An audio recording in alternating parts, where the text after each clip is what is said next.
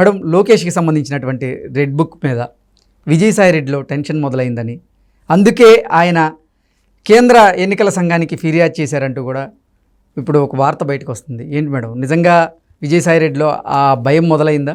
అందుకే అధికారులను బెదిరిస్తున్నాడు Lokesh red book పేరుతో అంటూ ఆయన ఫిర్యాదు చేశారా ఎన్నికల సంఘానికి? అంటే ఏం చెప్పు. ఆయన పట్టుకోవడం వెనకమాల వాళ్ళకి పనిచేస్తారు అనుకున్న అధికారులు, తటస్థంగా ఉన్న అధికారులు, అంటే మన వైపుకి వస్తారు అనుకున్న అధికారులు ఎక్కడ ఆగిపోతారో అనే ఒక భయం అయితే విజయసాయి రెడ్డికి వచ్చి ఉండొచ్చు. లేకపోతే అసలు ఆ ఫిర్యాదు చేయాల్సిన అవసరం లేదు. ఇప్పుడు వీళ్ళు ఎప్పటికప్పుడు చాలా తెలివిగానే ఉన్నారు వైసీపీ వాళ్ళు. అంటే ఇలాంటి అధికారుల్ని ఎక్కడ ఎలా వాడుకోవాలి, వాళ్ళతో ఎలా పనిచేయించుకున్నట్టు ప్రపంచానికి తెలియకోకుండా ఎలా పనిచేసుకోవాలి. ఇప్పుడు పోయినసారి ఎన్నికల కమిషనరు వాళ్ళకి ఎంత సహాయ సహకారాలు అందించాడో అందరికీ తెలుసు. ఒక పరిమితి దాటి వైసీపీకి పనిచేశాడు అనే సంగతి తెలుసు. అసలు చాలా చోట్ల ఆ ఎన్నికల ఆఫీసర్లు వాళ్ళ పై అధికారుల మాటలు విని వాళ్ళే ఓట్లేశారని కూడా. ఎందుకంటే కొన్ని చోట్ల పోలైన ఓట్లకి, అంటే బుక్లో ఉన్నదానికి మిషన్లో ఉన్నదానికి చాలా తేడాలు వచ్చినాయి. ఇది చాలామందికి తెలుసు. చాలామంది అభ్యంతరాలు కూడా వ్యక్తం చేశారు. అయినా కానీ అవన్నీ గాల్లో కలిసిపోయినాయి. మరి ఇప్పుడు అట్లా సహకరించిన వాళ్ళు ఎవరైతే ఉన్నారో, అలాగే కార్యకర్తల మధ్యలో జరిగే గొడవలకి తెలుగుదేశం కార్యకర్తల మీద వైసీపీ కార్యకర్తలు ఎక్కడన్నా తగాదాలు పడితే వీళ్ళు వైసీపీ కార్యకర్తలు తప్పున్నప్పటికీ వాళ్ళ వైపు కొమ్ముగాస్తున్న పోలీస్ ఆఫీసర్లు కావచ్చు, లేదు అనుకుంటే తెలుగుదేశం కార్యకర్తల మీద పెడుతున్న అక్రమ కేసులకి ఆ కేసులు కడుతున్న పోలీస్ ఆఫీసర్లు కావచ్చు, ఇట్లా రకరకాల అధికారులు వాళ్ళకి పనిచేస్తున్నారు. మీ అందరి సంగతి నాకు తెలిసింది. ఎవరెవరు ఏమేం చేస్తున్నారు అంత చిట్టా అంతా నా దగ్గర ఉంది. ఆ చిట్టా అంతా ఇక్కడ రాసి పెట్టాను. నేను ఈ చిట్టా ప్రకారం నేను అధికారంలో వచ్చేది గ్యారంటీ, వచ్చినాక మీ సంగతి చెప్తా అని చెప్పి లోకేష్ అంటున్నాడు. ఇదే కదా జరుగుతుంది. అభ్యంతరం అంతా ఇది. మరి ఇదంతా ఒకవేళ ఈ అధికారులందరూ నమ్మేసేసి మాట వినేసేసి ఎక్కడ వాళ్ళకి పనిచేయరు అని చెప్పి ఈయనకి, అంటే వైసీపీకి అనుకూలంగా పనిచేయరేమో అని. వైసీపీకి అనుకూలంగా ఇప్పుడు ఇతను ఏమంటున్నాడు, మాకు పనిచేయమని అడగట్లా, వాళ్ళకి మీరు పనిచేస్తున్నారు, అట్లా పనిచేస్తే నేను ఊరుకోను అంటున్నాడు. నాకు పనిచేయండి అనట్లేదు కదా. నాకు పనిచేయండి అని అడగాలనుకుంటే అసలు రెడ్ బుక్తో పని లేదు కదా. రేపు వచ్చేది అధికారంలోకి వచ్చేది నేనే. నాకు పనిచేయండి, మీరు నాకు సహకరించండి, మిమ్మల్ని నేను బాగా చూసుకుంటాను అని చెప్తాడు. కానీ మీ అంతు చూస్తా అంటున్నాడు అంటే ఎవరెవరు ఏమేం చేస్తున్నారో నా దగ్గర చిట్టా ఉంది అని చెప్తున్నాడు. మరి దీనికి కొనసాగింపుగా నాకు ఒకటైతే గుర్తొస్తుంది. మామూలుగా ఎన్నికలకి మత ప్రచారాన్ని వాడకూడదు. ఎక్కడ మత ప్రచారాన్ని వాడకూడదు. ఎలక్షన్ రోజు వాళ్ళ పార్టీ గుర్తులు కూడా చూపించకూడదు. ఏది ఎలక్షన్ బూతుల దగ్గర. సాక్షాత్తు మోడీకే పోయినసారి ఎలక్షన్ కమిషన్ చెప్పింది. ఆయన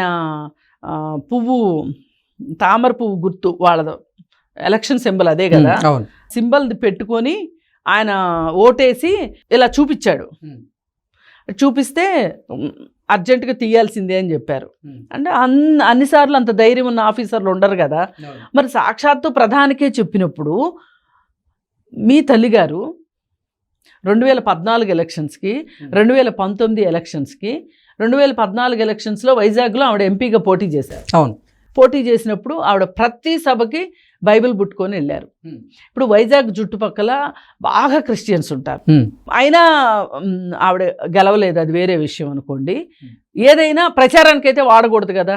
గుళ్ళల్లో కానీ, మసీదుల్లో కానీ, చర్చిల్లో కానీ ప్రచారం చేయకూడదు.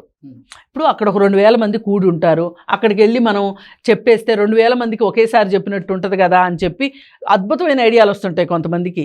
కానీ చట్టం ప్రకారం అది నేరం, చేయకూడదు అది. కానీ ఎలక్షన్ ప్రచారానికి వచ్చేటప్పుడు మీ అమ్మ బైబిల్ తీసుకొని వచ్చింది, అప్పుడు మరి మీకు తప్పనిపించలా, అది అతిక్రమణ అనిపించలా. అప్పుడు ఈసీకి కంప్లైంట్ చేసే తెలివితేటలు తెలుగుదేశం వాళ్ళకి లేవు. మీరు ఇప్పుడు చాలా తెలివిగా వాళ్ళు చేసే ప్రతి అడుగుని మీరు సెంటీమీటర్లతో సహా కొలుస్తున్నారు మీరు. కానీ వాళ్ళకి లేదు కదా, అందుకే మీరు బతికిపోయారు. ఆ రోజే డిస్క్వాలిఫై అయిపోయేవాళ్ళు. ఎందుకంటే ఇది మీడియాలో వచ్చింది, ఇది దాచిపెడితే దాగే విషయం కాదు, ఎక్కడో వాళ్ళ ఇంట్లో ప్రైవేటు వ్యవహారం కాదు ఇది. మరి మీ వైపే మీరు తప్పులు పెట్టుకొని గురువింద గింజల్లాగా పక్క పార్టీల మీద పడి ఆడవటం చూసారా? ఇది మొదటి నుంచి వీళ్ళు చేస్తున్న పని అదే.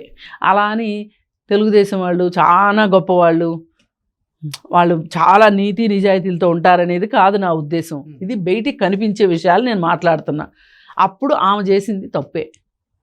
ఇప్పుడు లోకేష్ కూడా ఇలా రెడ్ బుక్ చూపించి భయపెట్టడం, మీ అంతు చూస్తాను అనటం కూడా ఒకంత ఆయన కార్యకర్తలకి ఒక ధైర్యాన్ని ఇవ్వటానికి కానీ, ఆయనకై ఆయన ధైర్యంగా మాట్లాడడానికి కానీ, ఇలా పనిచేస్తున్న అధికారుల్ని కొంచెం ఒళ్ళు జాగ్రత్త అని చెప్పడానికి పనికొస్తుందేమో కానీ, ఏదేమైనా ఇలాంటి చర్యలు కొంచెం అతిక్రమణ కిందే వస్తాయి. ఓకే, కొంచెం ఆచితూచి ఉండవలసిందే.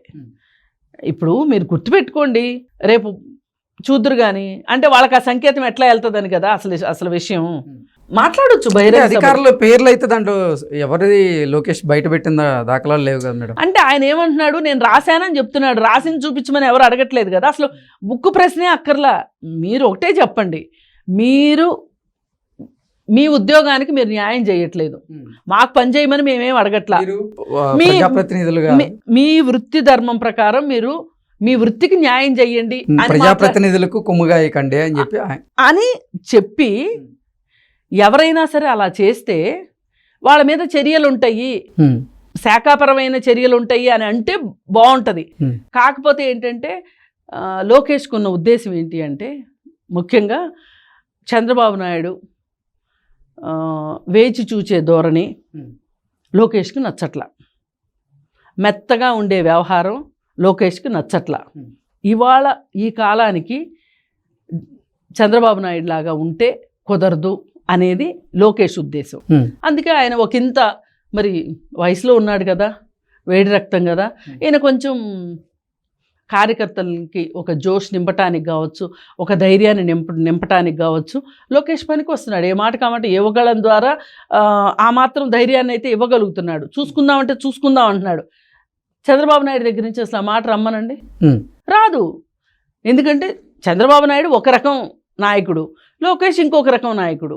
ఈ లోకేష్ ఏమనుకుంటున్నాడు అంటే, జగన్మోహన్ రెడ్డి లాగా కాస్త రౌడీతనం చూపిస్తేనే అందరికీ అది ఒక ఆకర్షణ కావచ్చు అని అనుకుంటున్నాడు. కానీ ఎవరెన్ని చెప్పినా ఎవరేం చేసినా ప్రజలకి చెయ్యాల్సింది మీరేం చెయ్యాలో మీ విధుల ప్రకారం మీరు చేస్తేనే. మీరు ఇప్పుడు పని చేయాలి అంటే అధికారమే ఉండక్కర్లా, అధికారం ఉంటే బాగా చేయొచ్చు, అధికారం లేకపోయినా ప్రజల పక్షాన నుండి పోరాటాలు చేయొచ్చు. కానీ పని చేయని ప్రభుత్వాన్ని ప్రజలు ఎన్ని రోజులు సహిస్తారు? వాళ్ళకి విసుకొస్తుంది కదా. ఆ రోజు వచ్చేది ఎట్లాగో మీ రోజులే. కాబట్టి మీరు ఇంత భయపెట్టి బెదిరించి అంత కూడా అక్కర్లా.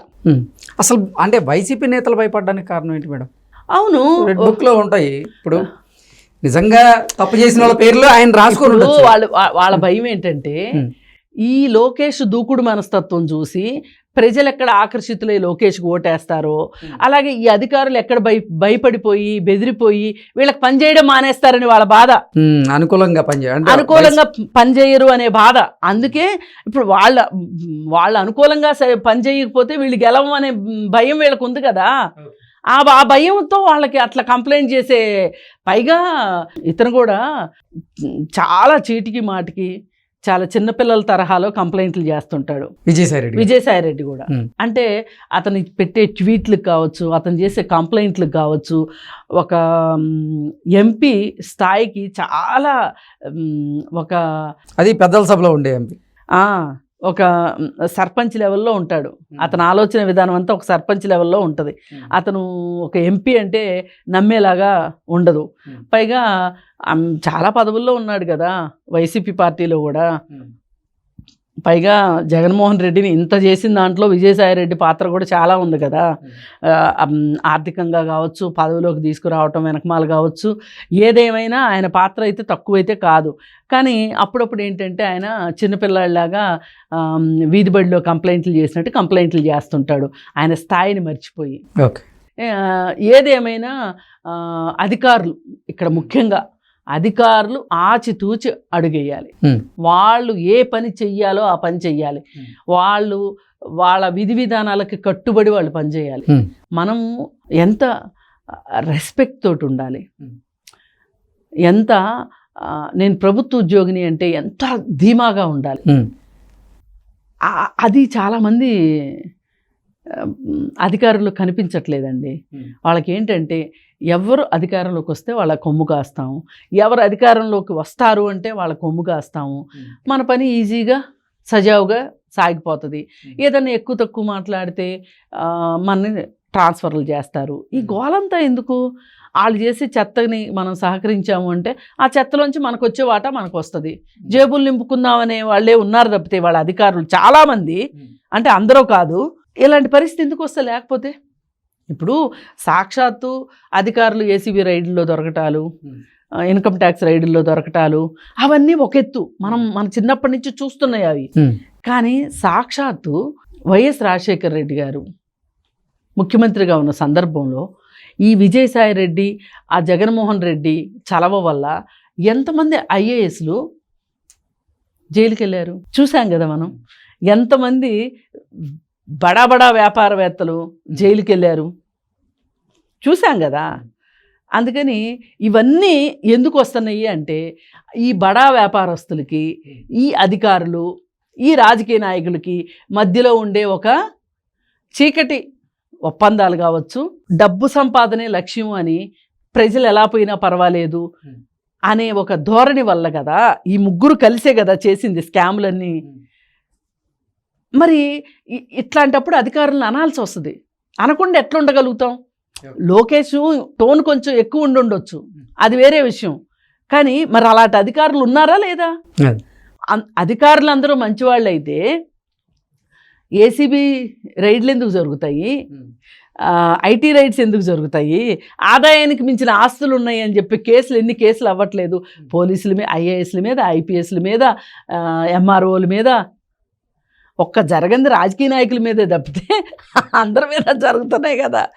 మరి మీరు మీ ధోరణిని మార్చుకుంటే లోకేష్ మాట్లాడుకుంటూ ఉంటాడు. ఈ మధ్యలో నీకెందుకు మాదా?